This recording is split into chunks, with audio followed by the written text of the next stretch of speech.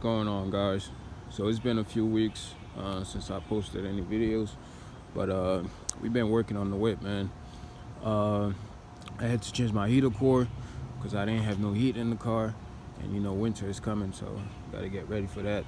But I went to the track yesterday and I almost ran 12s, man. Almost. I did a 13.2, which is not bad for what it is.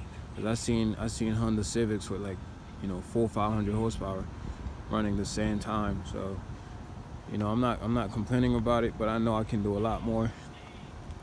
I can do a lot better. But so I did a little bit more weight reduction in the car. Fucking airbag had to come out.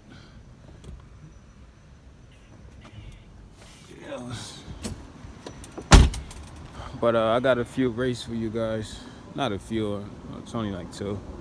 I raced this STI Stage 1. And what else did I race? We went to the track, we ran against a Porsche. We gapped that one. So yeah, man, we're still working on it. At the minute I run 12s, then I'm gonna start saving for the connecting rods and clutch and all that, and we're gonna get back at it. But yeah, I'm out.